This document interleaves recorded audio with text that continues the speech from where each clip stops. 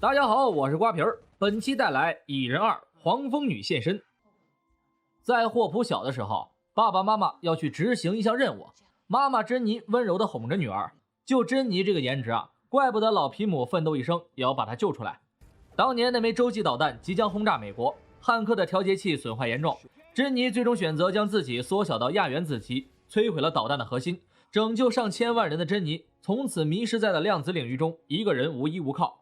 妈妈的离开让霍普心里一直有一个阴影。斯考特进入量子领域后还能回到现实，让父女俩更是下定决心，决定要接珍妮回家。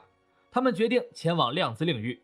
内战过后，斯考特一直被监禁在家里，凯西每周短暂的陪伴是他坚持下去的动力。斯考特为了哄女儿用尽一切手段，凯西想要把通关奖励的奖杯带去学校展示一番，女儿的礼物让斯考特也如视珍宝。路易斯他们的生活也步入正轨，不再搞偷偷摸摸。负责监视斯考特的调查员吴一直在密切观察一切。2年的监禁就要在3天之后解脱，2年的时间也让斯考特学会了各种哄孩子的手段。吴耐心地对凯西说道着斯考特监禁的各种规定。汉克父女也因为违反协议被通缉。女儿要回妈妈家了，幸福的2爸1妈让人摸不着头脑。为了不蹲大牢，斯考特老老实实的在家待着，学着打响指转移注意力的魔术。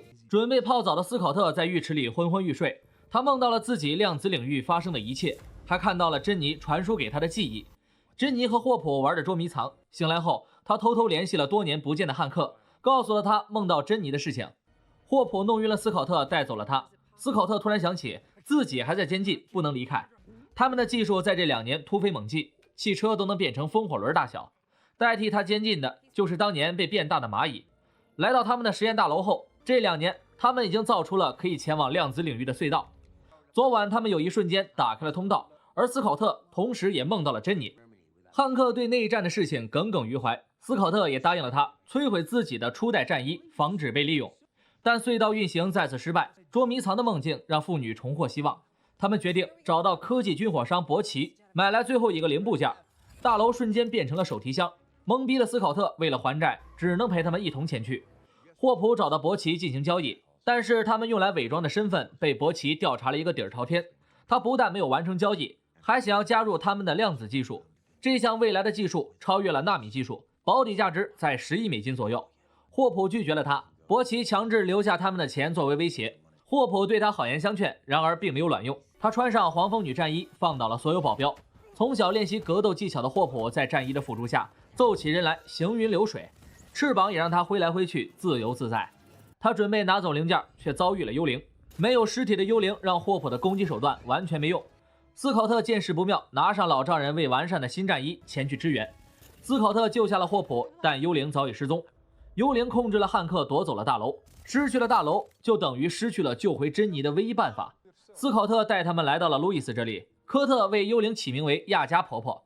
现在能够帮助他们找到大楼位置的人只有一个，比尔。幽灵夺走了大楼，回到了家，他只能依靠这身衣服来抑制自己的状态，混乱的身体只能依靠容器来稳定。汉克找到了比尔，作为神盾局的老同事，俩人互相记着仇。曾经作为哥利比亚的比尔，最高变成6米多，然而对于化身过奥特曼的斯考特来说，这简直就是小儿科啊！吴接到举报来追查汉克，临走之前，比尔告诉他们唯一的办法修改调解器，然而唯一的办法必须要用老战衣来完成。斯考特摧毁了战衣，电影结束。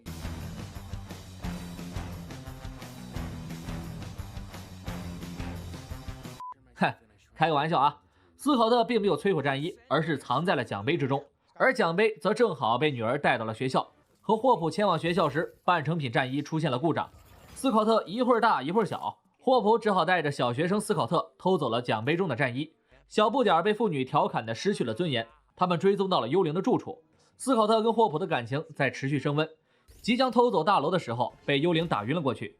幽灵叫做艾娃，斯考特被幻视走进心里后留下后遗症，艾娃对他并没有敌意，而比尔也同艾娃一伙。当年艾娃父亲与汉克一同研究量子隧道，但汉克将他父亲扫地出门。为了名誉，他的父亲独自做着研究，但结局却非常不美好。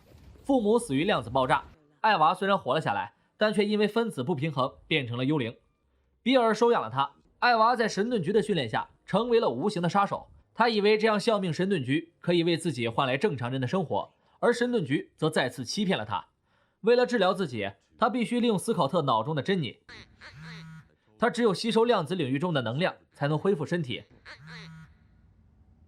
而珍妮也会因此丧命。汉克为了抓紧时间救回自己的老婆，假装心脏病发作，拿走了大楼。路易斯也被伯奇抓住，为了得到斯考特的位置，他们给他注射了吐真剂，这一针打通了路易斯嘴炮的力量。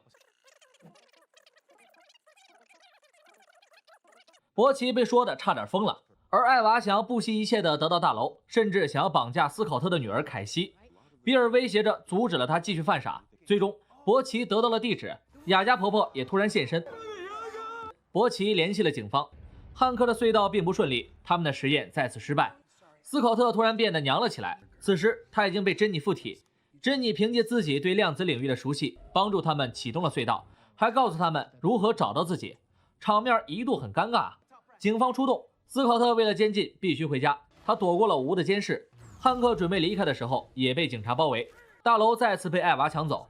女儿渴望成为像爸爸一样的英雄，在凯西的眼里，斯考特是一个无所不能的爸爸，这也让他下定决心帮助汉克。他派蚂蚁送去了装备，救走了他们。汉克导航到了大楼的位置，为了珍妮，他决定自己亲自去量子领域。路易斯也赶来帮忙，他们兵分两路，斯考特伏击艾娃，路易斯吃着凯西送给他的凯蒂猫糖果。艾娃正在和比尔启动隧道，汉克及时阻止了他们。斯考特的调虎离山已经奏效，汉克换上了防护服，前往了量子领域。大楼也被霍普夺了回去，但事情并不顺利，伯奇又回来了。一栋房产引发的暴力纠纷，黑帮分子当街火拼，盲目超速车翻人亡。神秘白发老人的豪车为何突然消失？ Hello Kitty 为何突然变大？幽灵艾娃熟练的卡着 bug， 打得霍普不知所措。房产纠纷还未停止，女人之间的战斗，艾娃败在了没有男朋友。巨人斯考特街头玩起了酷暑滑车，千万房产最终落入伯奇手中。路易斯也在玩具车、遥控车之间任意切换。霍普这把也是秀了一手巅峰操作，滑板少年拦下汽车，却碍于自己体型巨大，无法追击，专属坐骑接二连三被吃掉，最终他掉入水中，成为了巨人。海面之中钻出一个光头，他抢走了房产，而汉克半路却熄火了。大虫子就要吞掉他时，飞船恢复信号，他最终来到了量子领域。巨大的压力让老头子身体被掏空。国外有人也惊奇地发现，量子领域中有一座城市。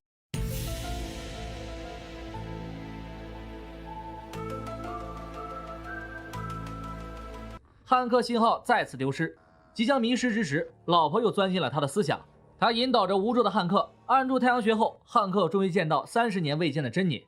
他们相拥而泣，结束了长达将近半个世纪的单身生活。这30年居住量子领域的珍妮让他产生了进化。抢走房产的斯考特即将失去意识，看到新闻后，吴带人出击，科特也前往帮忙，留下了实验室。斯考特被水淹没，不知所措，霍普潜入水中救出了斯考特。醒来之后，两人相拥而吻，结束了长达2年的单身生活。大楼被艾娃恢复，好不容易赶来的伯奇被敲翻在地，比尔再三阻止艾娃，但他已经丧失了理智。珍妮也被艾娃的摄取影响到。斯考特携手霍普再次迎来了夫妻混合双打。飞船已经脱离了量子领域，斯考特护住了老婆，单身狗艾娃被撞倒在地。爸爸带着妈妈回来了，再次见到女儿的珍妮相拥而泣。珍妮对女婿也是非常的满意。珍妮在量子领域的变化让她足以帮助艾娃恢复原样。吐真剂让伯奇他们把自己的罪行吐得一干二净。吴医生致力于追击斯考特，但是斯考特使出一招娃娃漏气之调无离山。汉克一家成功脱逃，艾娃比尔成功脱逃，斯考特成功回了家。监禁结束了，他恢复了自由身。日久生情的吴也邀请斯考特一起吃顿晚饭，皆大欢喜。上电视的路易斯公司也走上了致富之路。汉克带着珍妮来到海岸边搭建海景房，斯考特带着霍普和女儿看着电影，大家一对一对的幸福至极啊！片尾，汉克制造出一台小型隧道，他们要去帮助艾娃到量子领域吸收能量。斯考特二入量子领域吸收能量后，却无人应答。此时，灭霸的响指已经抹除了汉克一家。萧条的世界连电视都失去了信号，只剩下打鼓的蚂蚁。好了，本期到这里就结束了，欢迎关注订阅瓜皮的栏目，